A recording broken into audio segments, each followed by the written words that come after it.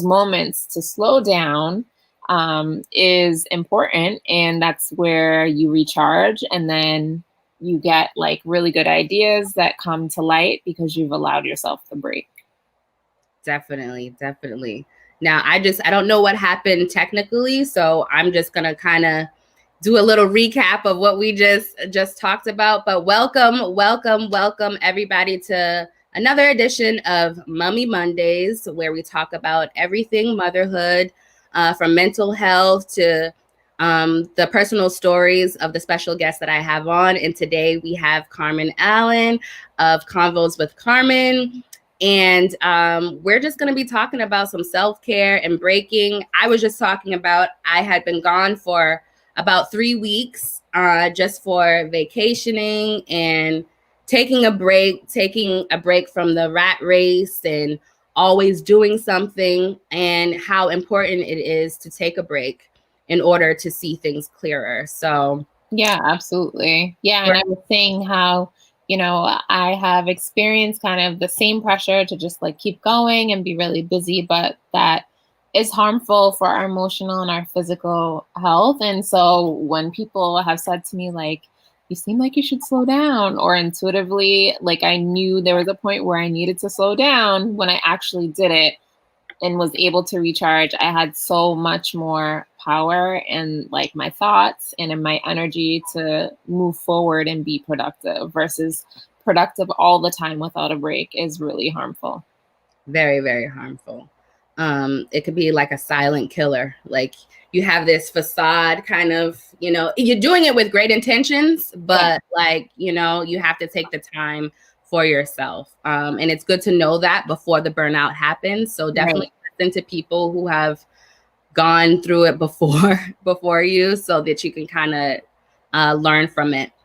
But can we get into a little bit of who you are, Carmen, who you are just as a woman, as a Black, beautiful woman, a mom? Thank you.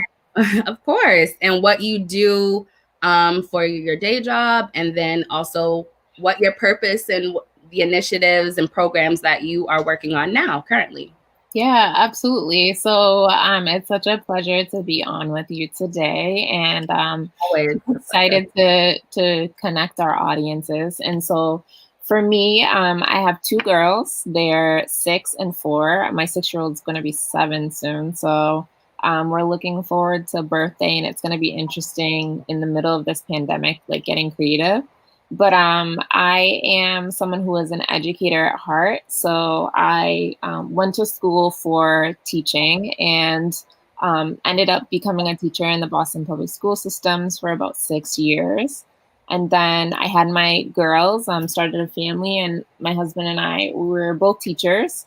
And once I had my kids, like I just needed a better work-life balance. And so I stayed home, really blessed to be able to stay home for a number of years with my girls. And then once they were 3 and 1, I went back to work. So I didn't go back into regular public school. I was in adult education. So now I work at a nonprofit. It's called Project Hope Boston. And the focus is on lifting families up and out of poverty. And so I teach classes for adults. That's English, like reading and writing, and just like proficiency skills. And I work part-time. So I have a nice schedule where before COVID, like I was able to work and then come home and be with my kids after school. And now during COVID, I am homeschooling like many of us, and it's been a juggle. So besides that, I am someone who I've always just been really in tune with my emotions, whether it's been like good or bad, because nobody has it all together. And so in kind of like just knowing that about myself, though, like some things that have been really important is just like being emotionally in tune with self. Connecting with others is really important for me. And I think just like striving always for my personal happiness. So, just always keeping those things in mind. And so current projects, I have my day job where, many of us need to have a sort of income while we whether it's like building dreams or you're just like in a season where that's where you're at. So day job.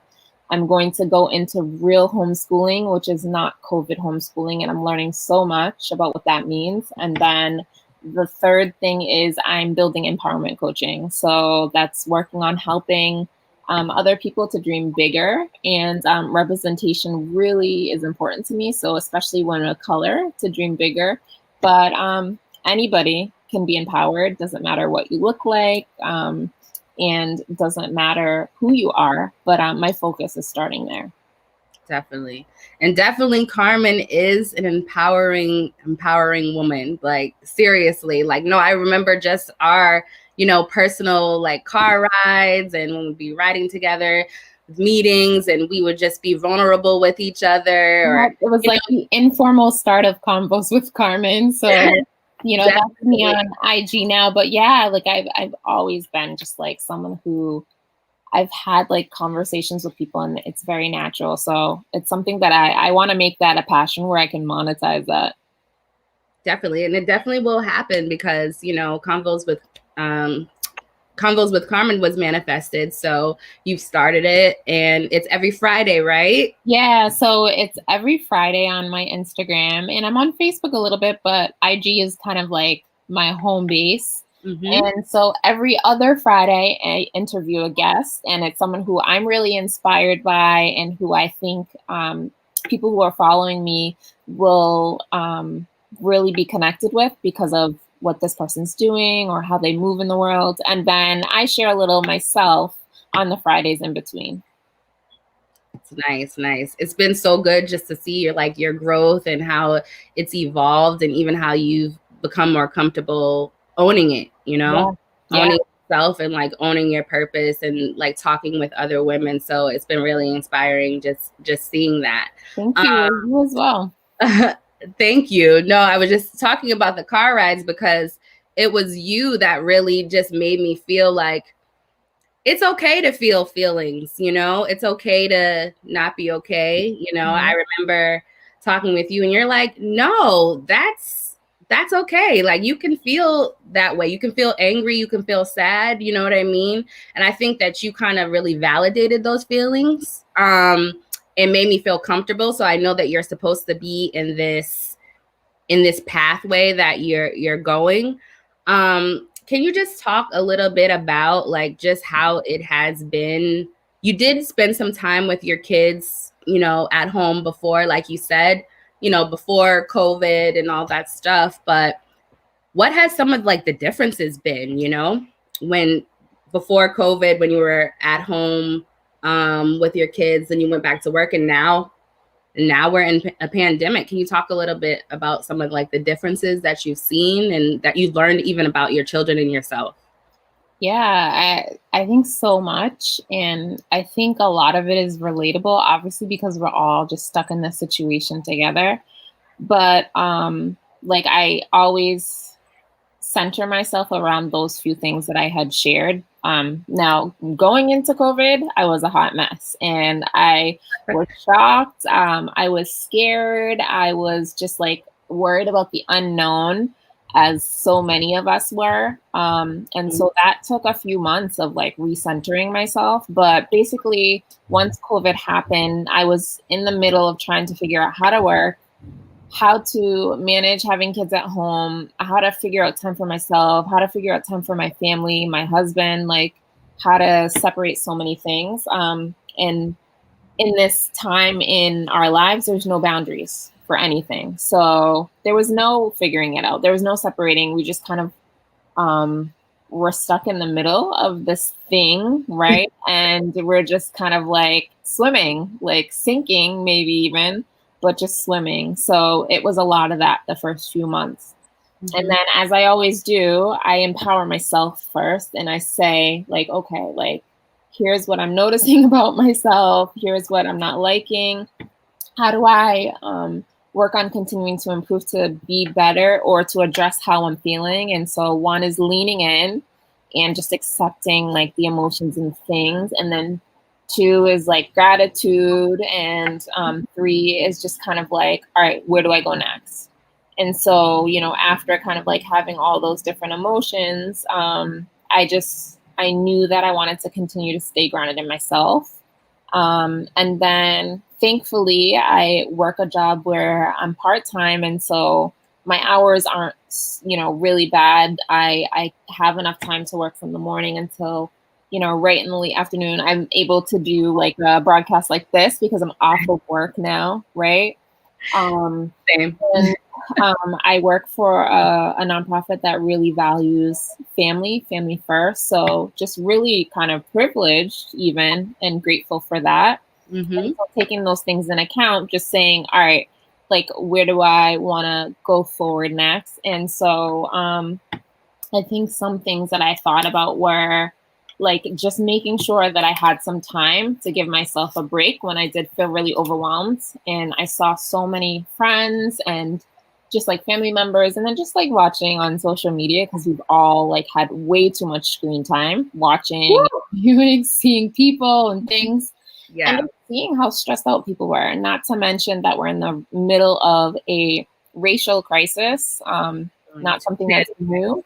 Mm-hmm. Yeah, like, double the stress in a time of a health crisis. We've got, so much more to deal with, which, it's just been a wound that has been festering. And so I realized there were certain things that were triggers for me.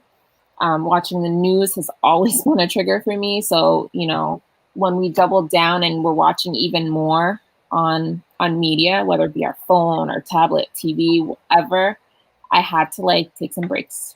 And so from my job, I had worked for, a number of years where I really didn't take days off because I have, like I said, a pretty good schedule and I'm pretty healthy, thankfully. And so I used up those mental health days. I was open with my boss and in meetings to say like I'm not feeling good and like I need to remove myself. I also reached out to my daughter's school, and thankfully I only had one child in school at that time. My other daughter was in preschool, so we weren't doing like Zoom meetings. But I have a kindergartner who's about to be in first grade, and so she was doing Zoom meetings. And I always kind of like do self checks too with my kids to say like, how you doing? So with my kindergartner, I'd say like, are you thumbs up? Are you in the middle or not so good? And when we would talk about Zooms, like she was not good. Like, and it would even be just a few minutes of checking in. She'd be like, Mommy, I'm done. And it just didn't feel natural. And I was burning out from trying to like get stuff done at work and not feeling successful. My adult students were burnt out, and they themselves dealing with different life adversities, were in crisis or trauma. Like they didn't have time for a Zoom. What? Right. Not to mention for older students who are still trying to learn what it was to be on a computer. On the internet, right. Internet typing skills. Like imagine being like 65 and never having been on like social media, never having been on like a virtual call. Like we were all learning about Zoom, and that was a lot. So it was just like everything full force at once, and I had to like disconnect to be able to come back and reconnect. So, just like I said, being mindful of myself, my daughters, checking in with my husband, who he naturally is an introvert. So for him, this has been like a smooth kind of wave besides some of the stuff that's been happening racially, like that has been triggering for him. But yeah, just self-checks. So just so much all in one. But overall, I'd say that things fell apart early on. And like that was real too. Like things just did not happen that were supposed to happen, whether it be like planning out stuff for work or whether it be like my daughter fighting me to get on a Zoom call. Just I had to be okay with that too, and just say like, this is the time we're in, like this too shall pass. So I just kind of like, there was another organization that I am part of. It's called First Teacher Boston, and they're amazing. And so they did like a summer virtual kind of camp, and it was called like A Beautiful Mess. And so I think this whole experience has been like a beautiful mess in some ways. You know, for some people, it has not been beautiful, but No. I think embracing some of the things that you can be grateful for is really powerful, and being able to get out of a really harmful and just kind of like emotionally traumatizing situation. Yeah. That gratitude is like really key, you know, just with everything. Cause you just, I mean, we're living in a pandemic where everything is uncertain, but even before we were in a pandemic, you don't know what's going to happen. Like every minute of the day, every second of the day, it's really uncertain. You don't know. So, just like, it's just like really important just to take a breath and just take a moment. Like, what am I thankful for? You know what I mean? Like, it's very easy to think about all the bad that is happening, or excuses as to why you can't do certain things. And but when you think about like, wow, I'm privileged, like I have a roof over my head, like, you know, I can't, because at first it was a lot for me too. Like, I'm like, how am I gonna homeschool Avery and work from home, like, you know, still maintain my business? Like, you know what I mean? How am I going to do all of these things at home? Like, you know, it just didn't make any sense. But I had to really, like, a good 2-3 weeks in was just like, you can't even think about that anymore. You have to think like, there's some people that don't even have jobs. One, they've been furloughed, they've been laid off. You are blessed to have a job. So let's just be grateful about that, because the bills are still getting paid, you know? And I'm also privileged because I also have the opportunity not just to just do my job only, but also to do what I love, you know? And so that also helps like with the self-care too. So just that gratitude, it for anybody in whatever like situation or circumstance or place you are at in life right now, the gratitude is just key to get you to the next season of life, for sure. Absolutely. Yeah. For sure. So kind of like, you know, wanted to talk about, you know, we're forever living in uncertainty, but you know, the summer is coming to a close. Yeah. You know, there's been all this talk about throughout the summer with Boston Public Schools about the reopening phases. It has changed a couple of times, but I know like recently Ayanna Pressley is moving towards remote for all of Massachusetts for the fall. And I'm leaning towards that too, because I mean, I was leaning towards that before, you know, she really started, you know, the article came out and she made the statement, but I'm just like, it's just too uncertain out here. Like, I don't know if I want to send my child to school for 2 days and risk his life and risk our family's life. You know what I mean? Because the virus can spread. So now you have made the decision to homeschool. Right. We know that everybody can't make that decision depending on what is going on in their life, you know, what kind of job they have, or, you know, everybody can't make that decision. But can you just talk to, in general, like to all the parents who, because we're all in the same boat, you know, doesn't matter how much money you have, you know, where we all kind of have to deal with the same thing. So how did you come up with the decision to homeschool? And I love how you said, you know, you check in with your kids to see how they're doing. And that, I'm pretty sure, helps you make the decision, you know, checking in with them. But can you go a little deeper into that and like what advice you would give a mom or a parent that is uncertain about what they should do? Yeah. So I think first and foremost, like, no one person has all the answers. I definitely don't. Right. But I think going back to self, that's always guided me. And I think right now it's a scary time. I think so many people are scared. I am grateful that we are in a state that we have some leadership that is making some good decisions. I mean, good is relative, right? But Right. comparatively to our government that I don't feel confident about, and that worries me. But I think in Massachusetts, at least, everybody understands. I say everybody. People who understands that, you know, we're putting our kids' lives at risk, sending them back to school. People who understand that get that, you know, sending kids back is dangerous. And I don't think it's just parents. I think it's school districts. I think that it's other leaders in charge. And so, you know, I am in a different place because I've been thinking about homeschooling at different points in my kids' kind of educational, let's call it, journey. And so it's not the first time I thought about it. I just wondered if I could do it. And lo and behold, we're all doing homeschooling. Now, are we doing it great? Maybe not. But like, I realized like, oh, I actually could do this. And that has a lot to do with just my instinct as an educator and just, you know, my experience as a mom even. So I think that there's just a lot of anxiety over reopening, and that's so understandable.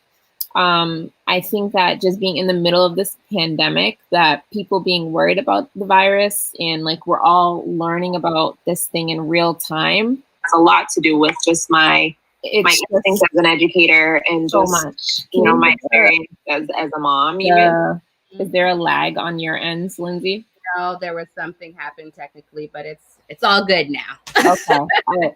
Yeah. And so like, you know, there's just so many things, right? Like we've got tech stuff, we've got health stuff to worry about. So sending kids back is a huge worry. And I think for Boston, there's a couple of plans. It's fully remote or hybrid. And I think we don't know. I personally think that kids are not going back in September because, you know, that leadership in charge understands that there's like a big risk. Now, this may be different for like private school versus public school. So when we're talking about public school, I think it could just be a lot. So we'll see what happens once we get closer to the decision about what September will look like.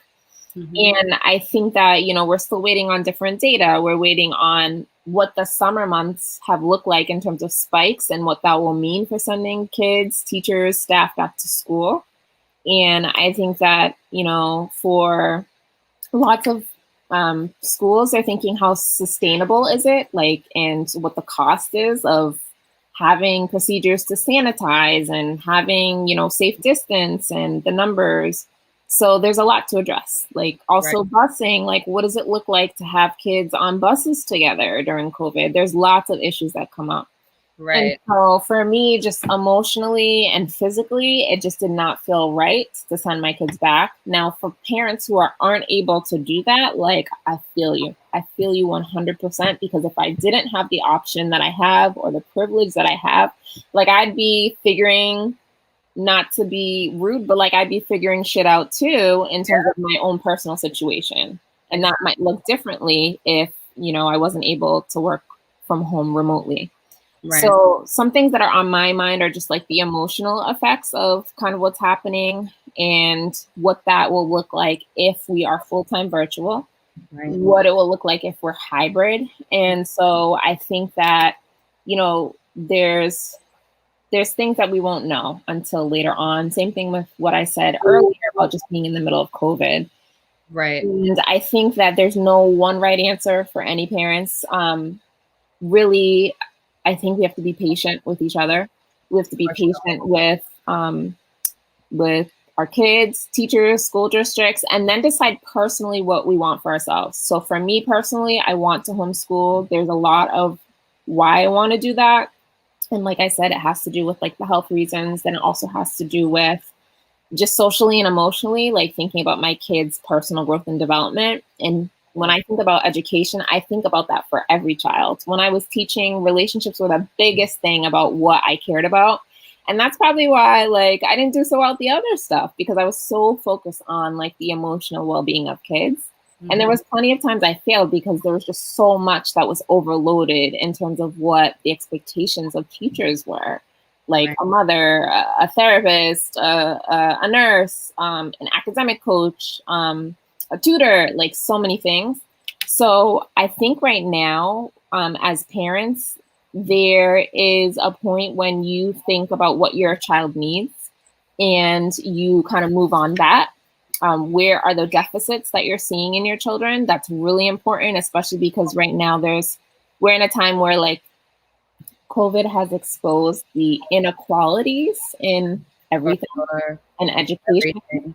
Yeah. And so like for Black and brown communities, for low income communities, right? Because maybe you're not Black and brown, but you're poor. And so like how are and what do the resources in your school district look like?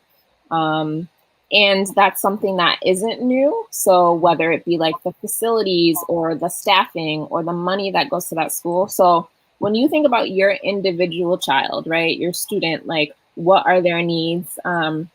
If you have, for example, someone in your family or friends who's like great at a subject, like how do you tap into like those people? And maybe it's not like reading lessons or math lessons, but maybe it's like a video chat conversation that your child can just have freely with that person, you know, at different times. Maybe it's on the weekend or after school hours, or I don't know, something safely kind of social distancing. You know, you have to decide for yourself. And then I'd say I read something in the Boston Globe about kids going back, and Boston Globe had an opinionated article that said like, no, it's not safe. I personally don't think it's safe, but like that's not for me to decide. Right. So there was also a spot on the article that said you could go to share your feedback with BPS. That's a good place to check in. There's a couple things that I do like that BPS outlined. Now, things look good on paper. It's a matter of like, you know, the follow through, but execution of it. Yeah. That's layered too, right? Like how things will roll out, but like thinking about equity, thinking about public health, building community, increasing the quality of student learning, supporting parents and guardians as workers, aligning with staff expectations and abilities. So I think that like that stuff is, even though BPS put that in their core values, like personally, what are your thoughts on that as a parent? And so for me, like I know where I stand with my kids and what their needs are in terms of those core values, or I'm still like exploring it to know enough that like I said, emotionally doing check-ins is something that is important. And when I think about equity, like one of those core values in the BPS outline, deconstructing the curriculum to think about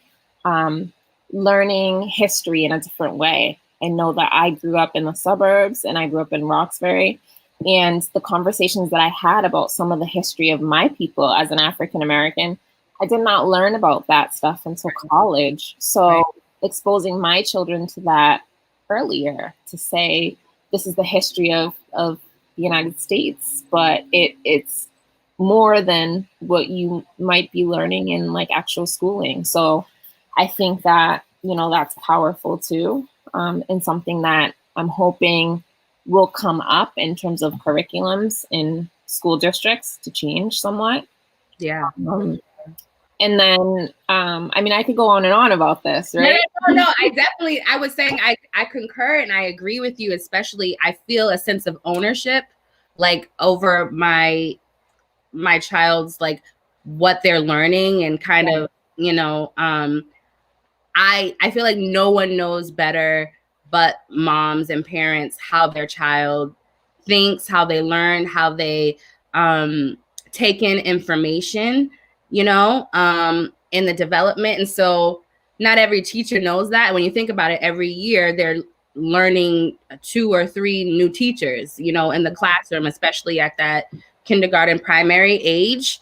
And so I know for me, even though it's been very like uncertain, I didn't know how it was going to work out, but it definitely worked out. But it gave me like a keener and sharper eye and ear and heart towards like what my son needs, like and what he needs more of. Right. And so like now is the perfect time. And this is where like the empowerment comes in, right? Because like being home with your kid, like you learn different things that maybe you hadn't caught because we were all so busy before now running around. you know, just like how to make those things shine a little bit. And so I think that, you know, moving forward, if we weren't in COVID anymore, thank you. If we weren't in COVID anymore, how will we advocate for our kids to get those things? And then, not for nothing, like teachers are stressed. They are. We're stressed. We're all in this together. If we can ask, right, for those things that we want and need, like, and we don't get them, like, how do we live out those things for our kids? Because at the heart of everything, like, we are our child's first teacher. And so just like lots of things to think about, right? So I'm not trying to complicate like what you need to do, but I'm just presenting that there's so much involved in all the things that happen with like going into thinking about kids going back to school. I would say continue to do some like research of really good fact-based information. I love checking out NPR and like what they have to say about different things. I love checking out different resources, whether it be different moms, and it doesn't matter what race, like Black, white. Like I obviously connect with Black moms because that's who I represent. But I'm just gonna plug in my laptop. No, you're good. You're good. We're in this virtual world. We gotta, you know, if it's dying, it's dying. Yeah, this is real time. So yeah, I think another resource that I saw something good was Education Week posted something recently. It might have even been today about equity and centering our schooling and the recovery of our schools with that, because when kids go back to school, the first thing we do not want to do is start drilling and killing kids with like academics. Kids have been like emotionally stressed just like parents. So, you know, being mindful, like as our kids go back to school, and that's another way to advocate too, like as when schools do open up, whether it be virtually or in person, to check in and see how your kid's doing, and then like to check in with their teachers, to check in with staff. That was something that was helpful for me. Like I would let my child's kindergarten teacher know today was a rough day. Like I'm still on board, but like I probably will hand in assignments a little later, or like just do the bare minimum, right? And so I was doing the bare minimum. So then also deciding for yourself like what you're able to do on your own personal workload. And yeah, I think personal decision is big. So, you know, for me moving forward in homeschooling, I'm using some resources. So for anybody who wanted to, you know, find out more, I'm learning, but like I am okay with sharing. So the AHEM is where I'm starting, and the way that I figured that organization out, which is the Association of Homeschoolers Education in Massachusetts. And there's for real homeschooling, it's different for every state. So say if you wanted to find out more about like going into that, you could look there. I reached out to friends on Facebook, posted questions. I think a lot of people are doing this stuff, but it's just reminders to be like, breathe, like give yourself that break, and then be able to move forward. So yeah, lots of check-ins with self. Definitely, for sure. And I know for me, like when you talked about you touched on it a little bit earlier, it's BPS and the data, like they've been sending out those surveys of like, my thing is when Avery first started the Zoom, like the classes were bigger, and then you saw every week, like somebody kind of like dropped off, or, you know, they just didn't show up again. And for me, like, because by day, I'm a data annotator. So like I work in tech. So data means a lot to me because you can find out a lot, you know, and a lot of decisions can be made off of data. But my thing is, I really want BPS to really look into the technology and the reliability of, you know, and access for families that do not, maybe the kid has, you know, grandparent guardians that know nothing about, you know, the internet and computers, like we were talking about before. Where can they have access and trainings and learn, you know what I mean? Where can that be found, and where can that be, you know, accessed, so that as weeks go on, because if we do go into full remote, that's also an area that's a big area that needs tending to. Absolutely. You know, the technology part, it's just like, and what are some other alternatives for maybe kids that are really into the screen time or the technology, and other kids that are not, but maybe can't be homeschooled, you know? So it's just, it's a lot of factors, but I'd be really interested in that data. Not just like, how did you enjoy it? You know what I mean? Yeah. And I think that feedback's so important too, Lindsey. So like when I answered the feedback survey myself, which I think if you haven't and you're a parent, like answer those questions, whether or not you think someone will read it or you think those things will happen. It matters that you actually just get your voice out there. But like the things you're bringing up now, like is powerful to share because someone might have that same question and need to know it. So share it. And then, like I said, like reach out within different resources. Plenty of us are on Facebook. So, you know, like if you are into groups on Facebook, find out if your school has a group. Join in to your school's group. If your school does not have a Facebook group, like who in the administration at the school can you check in? Like what parents are like just ride or die for, you know, their kids enough that they want to be part of like a parent council and who can start something up like that. So I think a lot of it has to start with like a lot of personal responsibility. It's a lot to ask for, right? In a time where we're trying to figure out work, our kids, and then say like, what else can I do to be like personally responsible? But like, I think that's the only way we're going to have goals that are achieved in a bigger way. So, you know, just counting on like one entity or another to pull us through is not where it's at. Like it's showing itself through, you know, the disparities in COVID. But yeah, I think continuing to check in with self and then like obviously holding, you know, people accountable who are in your child's life, whether it's teachers or admin to you know, reach out. And if you can't reach out, like find friends or connect with people who maybe other parents who are really engaged and involved and their kids are on, like try to connect with those parents so you can form something to make action. Right. And just like being intentional about it too. Like, again, we're all in this together. It's uncertain, but you have to reach out, like, you know, for our sake, because we're about to go into that whole talk of self-care too, and being okay to not be okay in order to find yourself and understand where you're at so you know where you're going.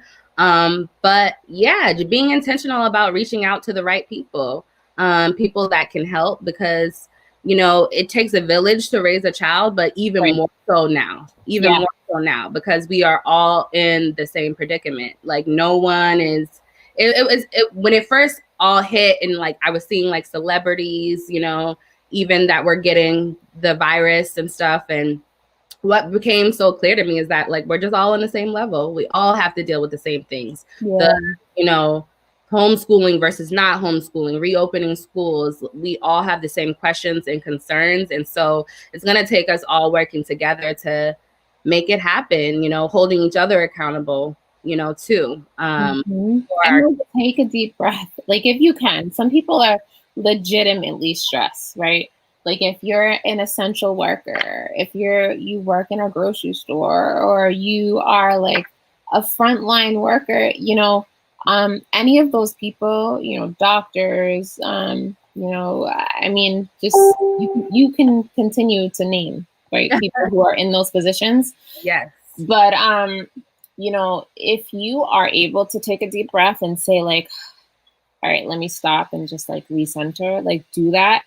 If you're not, like rightfully so, it makes sense to stress. And then like, who can you reach out for a little bit of support? And if you can't, like, okay, like what can I feel empowered by to help myself right now? And then that starts with like the gratitude, whether, or it's meditation or prayer, like whatever it is for you, to just stay present. Because I think that's probably the biggest thing right now is for people to stay present. Many people want to know answers and we don't always have the answers. Right. Right.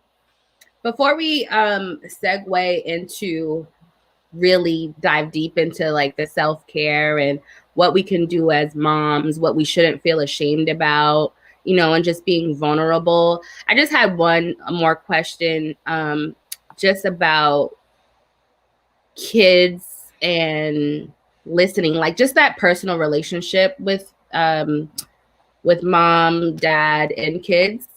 So just during this time, it's very stressful, you know. Sometimes even I had found myself like I was working on something and then like Avery saying like mommy, mommy, mommy, and I'm just like, yeah, you know what I mean? Granted, I do that anyway because they're just like, mommy, mommy, they can't, you know, do anything without you. But especially during this time, it's a very, very, very like stressful time. How do you cope with that, but still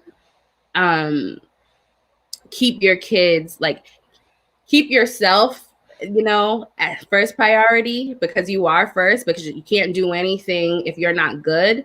But also like our kids are like right along, like next step, you know? Yeah. So how do you balance that, especially in a crazy time like this? Like even like listening to them, like, you know, and just being in tune with them. What are some things that you practice maybe on a daily basis and routines that you do with them just to make sure that that relationship is still tight? That's a great question. So just different things, and it's been a journey, right? Like I didn't just get to like, oh, I have it all figured out now and like life is perfect. Like I even just speaking back to when COVID started, like I took lots of quarantine naps. So yeah, on the days when I like checked in with my boss and said like I'm using my mental health day, like I let my kids literally play. I don't even know how long, and I like laid down. So I had to let myself catch up with myself so that I could like rest and recharge. And you know, who knows? Like any of us could have like COVID and be asymptomatic. Like I don't know what was happening, but I just knew I did not feel good, and like I was emotionally just tired and drained. So like quarantine naps was key. And you know, taking mental health days. And that's like if you're privileged enough to be able to like put those in. The other thing is I think like establishing a little bit of a routine. Now, like when we all went crazy with making a schedule and like checking off all the things on the schedule, like that was ridiculous because there was no way we could physically do work and every single thing on the schedule. Like what? Like fall back a little bit. And so, you know, allowing myself to understand that learning happens all the time. And so now for me, like I'm really embracing that and thinking about actual homeschooling, that like learning isn't just that, you know, 9 to 3 or 8:30 to 2:30 time that, you know, we think about traditional school. Like my kids are learning with me when they're off the clock from traditional school. My kids are learning with me on the weekend. They're learning when they're around their friends and their family members. They're always learning, right? And so like allowing ourselves to think outside of that rigid schedule, and basically to say that, for example, I have like a new toy, and like in our house we get lots of learning toys. Like we have blocks, and like my husband was a math teacher, so he gets like math games, stuff like that. And Lakeshore is a great place to get those in. We're in Boston, but like it's in greater Boston, or order online, right? Because we can't really go into many stores. But anyway, so lots of learning activities. So what I would do is introduce that activity and like make a big deal of it. We would play a little bit of it. And then when moments I would be working, like today is my first day back to work after vacation. Some of the things that I introduced with them prior to now are some of the things I can say, all right, it's time to play with like the math games, or it's time to play with like whatever games you have. So that way you're kind of like building routines into things that don't normally seem like a routine. It's like you're not just sending them off to just go. They're going and doing something. And that also is obviously relative to the kid's age. So for like a 6 and a 4-year-old, they're able to do that independently. Right. For younger kids, it's going to be harder. For parents who don't have a partner, it's going to be harder. But, you know, maybe you look to someone who is doing that really well. find them. They're on social media. There are people on Instagram and Facebook. I follow certain people too. Right. And so, yeah, I would say, you know, depending on your kid's age, having things that will keep them occupied for a certain amount of time. And then I do a check-in. So I've made a schedule for myself for work and for homeschooling. And so I will do like an hour on at work, and then I'll do a 10-minute check-in with my kids. Playing with our kids is known to reduce stress. Playing reduces stress. So if you play with your kids a little bit, and you're able to, right? Some people don't have the bandwidth to do it because being around your kid 24/7 can be frustrating. Like I force myself to do it. And then I'm gonna be 5 years old for the next hour. Like I'm just gonna allow myself, even if it's 5 minutes, because then it also shows them too, like, oh yeah, you do care about me. Like I heard another friend say their child who's 2 said, like, you don't care about me, you just care about work. And that's their impression because they see us constantly on the screen or, you know, having to do work stuff. But, you know, that's just their frame of reference. Obviously, we do care about them. But like those check-ins matter. They do something. Putting your phone down. I try to put my phone down when I'm eating. I try to model that in front of the kids. So many people I feel like are doing some of those same things. But if you're not, like check back in. And then like we're getting into the self-care stuff, but like self-care. So once I started feeling I was spiraling a little bit, I checked in with therapy. If you're able to check in with therapy, do that. And I can talk more about like if you don't have access to therapy. Exercising. I have become the most like fit and like health conscious person during this time because I just needed to get out the house. And it took me a while to do that. But since May, I would say, I work out 3 times a day, at least 30 minutes. What? Okay, Carmen. Yeah. And that's my self-care. But, you know, your personal self-care might look different.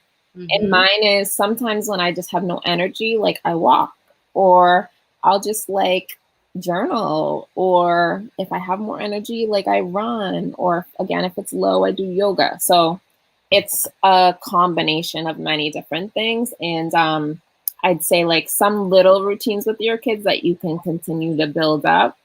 And then allow yourself sometimes to snap and get angry. Because like if you are not ever doing that, like that's not parenting. It's not real. It's not real. Or cry. Like I can't tell you how many times my kids have seen me cry during, you know, this transition of life, where things have been very stressful. And my youngest said, like, Mommy, I didn't know grown-ups cried. And you know, how awful would it be if she never experienced that with me and then grew up to think that, like, as an adult, like, I'm not supposed to cry. Or mommies or daddies or parents, caregivers are not supposed to have feelings. That's the opposite of what I want to do. So those things, and then again, breathe. Breath is a big thing. It's what God has given us, and just use it. Use it to our advantage, you know? Yeah. Well, thank you for that answer. That was very helpful. I'm pretty sure parents and moms watching definitely took a lot just from that. And you have so much greatness to offer when you're talking about homeschooling and just like early education, you know, being an educator and a tutor, all things like early education. So it's really been informative and great. So I just kind of, in our last kind of 10 minutes here, let's just get real and talk about self-care and how we've been feeling even recently, because I think, what number is this now? Like we're in what, month 5 of this, or month 6? Something like that. We started like March. Yeah. So yeah, like not a math teacher, but like it's been months. Yeah, it's almost been to that like half a year mark, you know? Yeah. I think I've had to do like check-ins with myself, like every kind of like step of the way. Like after 1 month, it was like, oh, okay, that's done. Oh, okay, that's done. And we got through it. But I think we've been in it some time now. And I think for a lot of us, even if it's subconsciously, we thought like, okay, the pandemic's over, but it's not over. Like, it's still here. And we still have to abide by like all the mandates and things of that nature. And that can still take a toll. And I know for me, yesterday was just like a hard day for me.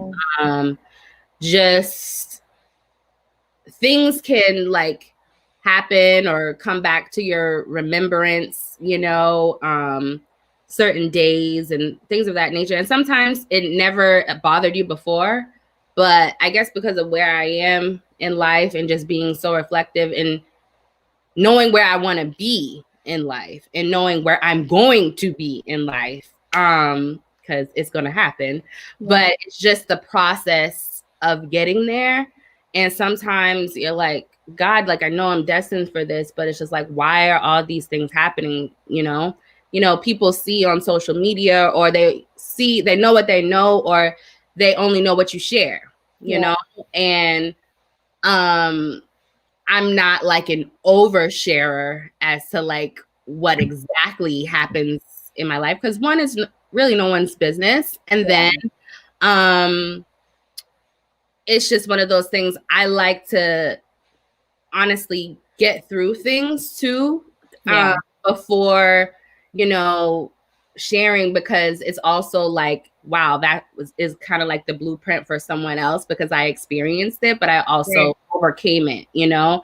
And sometimes I feel like we can share a little bit too early, but at the same time, you also need to share in order to unload and feel better. And sometimes you got to talk it out to know exactly like how you're feeling. So like yesterday I had, you know, just a hard day in my emotions, and I don't remember the last time I cried like that. And I'm being vulnerable right now, but that's what Social You Digital is about. It's really about being authentic and vulnerable. I mean, we're living in a hard time right now, but I had been good, but I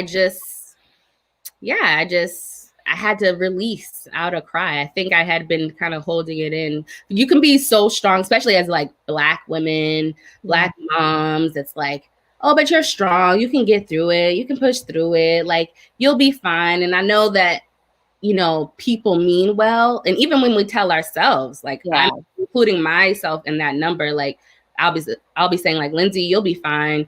It'll be all good. But sometimes you really have to give yourself that time to really feel the emotions that you're feeling, in order to get to the core and the root of why it's happening and what you need to do in order to navigate through that process of those feelings. And so, yeah, that's how I've been feeling. I feel much better. Like, today's a new day too. Like, you know, I cried through it. I prayed through it. And sometimes all it takes is doing that. And then you wake up the next morning, it's a whole nother day. And I feel rejuvenated about it. But I also came to the realization that you just have to let yourself feel. And it's okay to let yourself feel. You know, that doesn't mean that you're slacking. It doesn't mean that you're weak. It doesn't mean any of those things. And I know that you're an expert at being vulnerable and just validating that vulnerability and validating that, hey, it's okay to not be okay. So if you could just talk a little bit about how you've been feeling and how you've encouraged other moms to kind of cope through this like mental health time, to keep their mental health at a high. Yeah. So I guess I'm an expert at what I experience. And so I can get vulnerable because I can share from that perspective. But again, I don't have all the answers. But, you know, if anyone finds something that resonates or they connect with in what I share, I think that's powerful. And that's really what I'm meant to do. That's what I'm passionate about. But it's absolutely a good thing that you got a little vulnerable, Lindsey, and that you got in touch with your feelings. I think leaning in is something that I just really, I love doing, because I know I get so much more energy after the leaning in. The part that's hard is when you're sad and upset. And I personally, too, have been feeling very overwhelmed lately, and it's just kind of hit me. I think that my life experience, I've experienced anxiety and depression, mild depression, but still depression. And I think that during COVID, those things have been resurfaced. Yeah. And for so many of us, we are trapped in physical spaces. We are trying to figure out like safety for ourselves. Some of us are out and have to face these things full on, and that's scary. It's traumatizing. So we're living through a period where we don't know yet the emotional effects that this pandemic is having on us, but we're learning as we go day by day. So I think the best thing to do is to own and admit those feelings. And, for me, like I was saying before, therapy had been really important. I had been seeing a therapist for a number of years, and then my therapist went on maternity leave, and it could be indefinitely.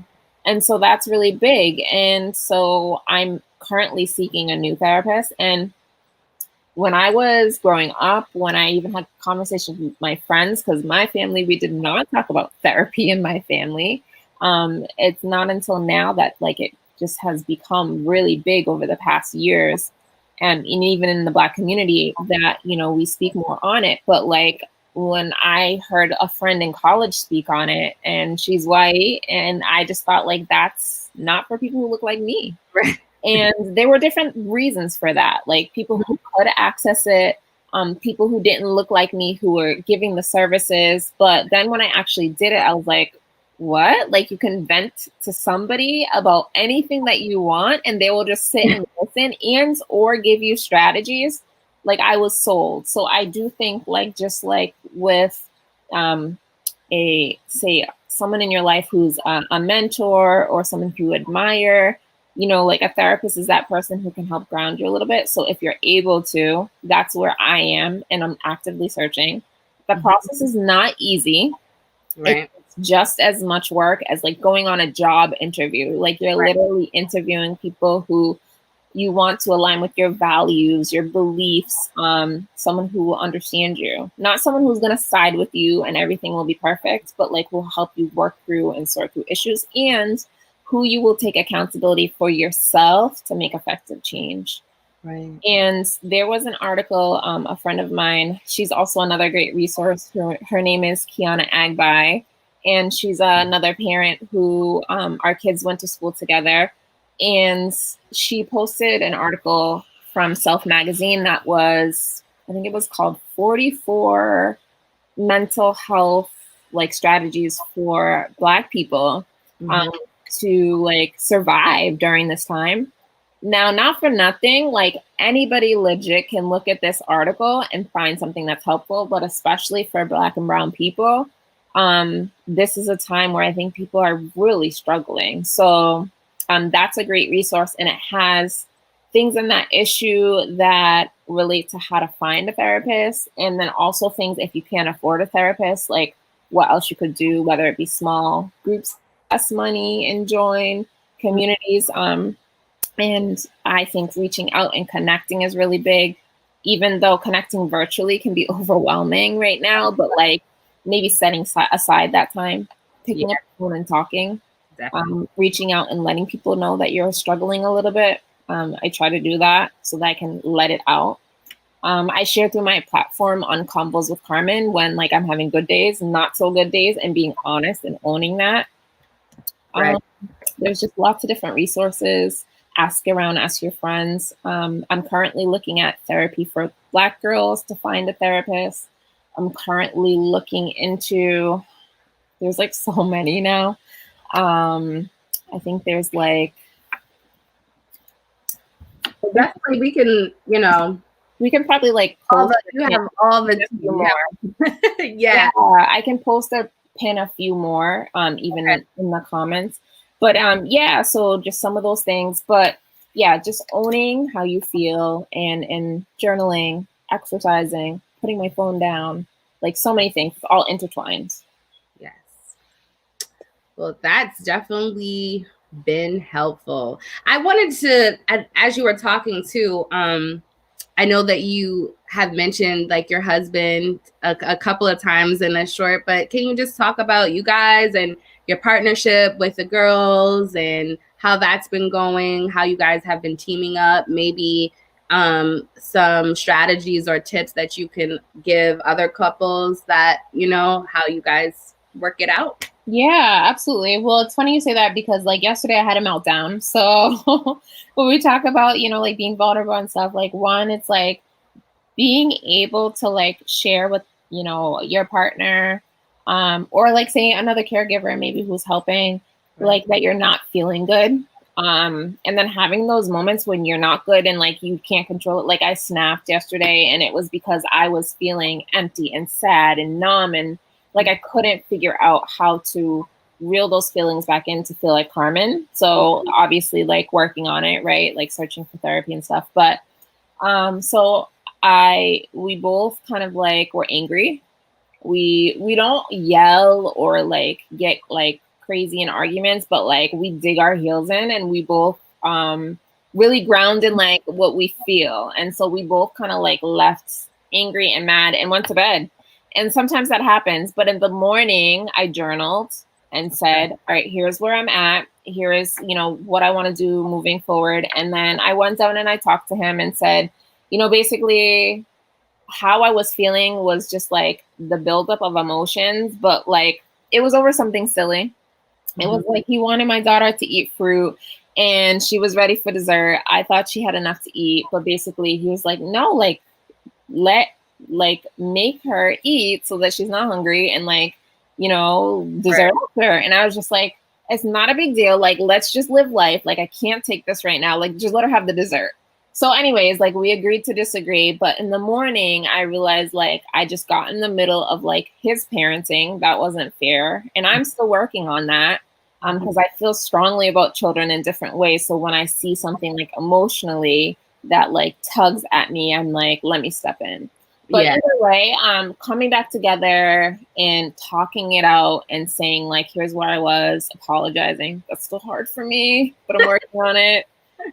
At least you're owning it and you recognize it. That's the first yeah. And it's big for me to like share it with everybody on Facebook, but doing that. So like communicating, whether it's like positive communicating or negative, but like within boundaries, like respectable, you know? And then the other thing is we talk through kind of like what's going to happen like during the week. Not all the time. It's not super planned or structured. He also was in education, but like he's a music producer. So he spends lots of time just like in his own space making music. And then that's like during the day while I'm with the kids and I'm working. And so, you know, I say like I have this amount of time with the kids, but then as soon as that time is done, like I'm off the clock. So I will kind of like make sure that he's there to like pick up where I am, or we'll both decide like, nope, we've both worked long days. And so like the kids can just have their time. And, you know, like deciding a schedule for each other is important. So that way, at least someone gets a little break versus one person doing all the work. Right.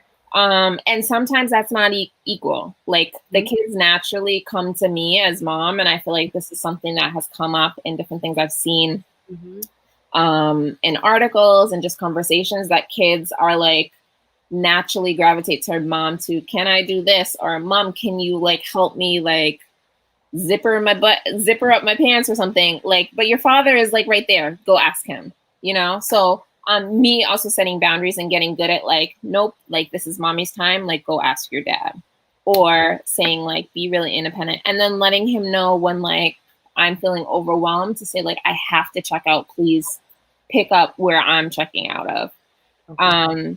And then just like different times, taking them outside. I try to make sure that they get outside often. And if they're not able to get outside, like something where you can just like step out, sit like on the front steps or something to breathe in air, go for a walk together, something. So he'll pick up and do those things sometimes. And then there's plenty of times, like when I was telling you about my quarantine naps, like I would close the door to my bedroom and just like disappear from all of them because I just needed a break. So yeah, I think we've kind of figured out each other's flow over the years. We've been married almost 10 years this fall. So we've had lots of time to work on that. And, you know, our girls are almost 7 and 4. So we've gotten good at like knowing them. But yeah, boundaries is a big thing. Communication is a big thing. And then sometimes like slipping up and just not being in a good place. Like both of us have those moments, but like coming back together always. And I think for both of us, when we entered in our partnership together to say we want to be bigger and better than like where we started. So just always looking toward that as a goal and a standard for how we want to treat each other and what our relationship is. That's awesome. That is amazing. I always told you that. I was just like, wow, having a partner, you know, like we would be going and it's like, oh, he's got the kids, but there's always a story behind what you know what I mean? And so that's why I wanted you to really share that, because I know we're all stuck in the house with each other, and partners, husbands, wives can be great, but it also can be like, I mean, it felt like a cruel experiment in the beginning, because it was like, oh my gosh, we're around each other 24/7. Like we had not been in that situation before. And even if it, is just you and a child, like no one has been this long around another person in their family for this much time. So it's been an adjustment. We've had our ups and downs, but still in just being like kind, respectful, caring, and like just good people is like how I live my life, no matter who it is, my husband, my kids, anybody else I'm around. For sure. Well, it is about 5:11 now. So I think we're gonna, wrap up. I thank you so much for thank you too for the opportunity to get on this call with you. Definitely. It was great. I really wanted to shed some light. Again, we don't have all the answers. We're just talking from our thoughts, our perspectives, our experiences, as moms with our children, knowing our children, how we know them. But I think it did shed some light and give, moms and some parents some encouragement on how they can go about navigating this decision. No matter what their, situation is as far as work. So where can the people find you and get, more tips about like women empowerment and, even your day job? I think everything that you do is kind of intertwined with like empowering families and empowering people just to be better. Yeah, so, absolutely. Where can people find you on a weekly basis and on social media? Where can people connect with you? Awesome. Yes. And if I type this in the chat, this is something that other people will see too. Yeah, definitely. And I can make it big once you type it. So cool. Okay. So first is my website, and it's something that I'm still developing, but like that's where you can find out a little bit about me. I'm going to be updating it soon too. And that's where you can learn about like empowerment coaching. If you'd like to do a one-on-one session with me, I do like a first time 15-minute consultation just to check in. And then the other place is Convos with Carmen, and that's on Instagram. And that's where you can just learn about my journey of working through entrepreneurship, being a mom, and just spreading inspiration. So I'm very big on relationship building, empowerment, and then just like wellness. Black wellness really matters to me because I see just a space where there hadn't been so many people who look like us talking about just taking care of their emotional health or thinking about physical wellness. So I want to like break those boundaries down. And then besides that, I work at Project Hope Boston. So just giving out all the details and the information. That's a space, say, for example. What's the website again, so I can just put it in while you're talking? Yeah. So I am writing in my website, and Project Hope Boston, I'll double check the actual link for that so I give you the right one. But for adults looking for ESOL classes, or adults who are looking for learning reading and writing foundation skills, and I would say like those are the main places you can find me. And then I'm on social media every once in a while on Facebook, but yeah, you can check me out on those different places. All right. All right. Well, it's been amazing. I know personally we like just caught up last week, but it's just been so crazy. You know, we haven't really talked, but I feel like we just started where we left off, you know, picked up where we left off. So it's been great catching up with you like the last couple of days and during this live for Mummy Mondays. And yeah, I just think that you have a lot to offer when it comes to the educating part and just being in tune with the feelings. And so, yeah, I want other fellow moms to follow you and check you out. Thank you so much. I appreciate it. And same here. Like, it will be great for our audiences to connect. So I look forward to it. Definitely. I also look forward to Friday, right? Yes, Convos with Carmen is on Friday. So this Friday, it will be Lindsey. So she'll be my special guest. So you can check in with us. It's very chill and a casual vibe. So I will share some information on my pages, on my Instagram, and then link it to Facebook. So you can look forward to that. It's Fridays at 6 p.m. Eastern Standard Time. And I will definitely be sharing it with my audience. So if you see it, you will see it. So definitely. So I hope you guys tune into that. But it's been great, Carmen. It's about 5:15 now. So I think we can log off. Check in with the kids and check in with the rest of life. All right. See you later. See you later.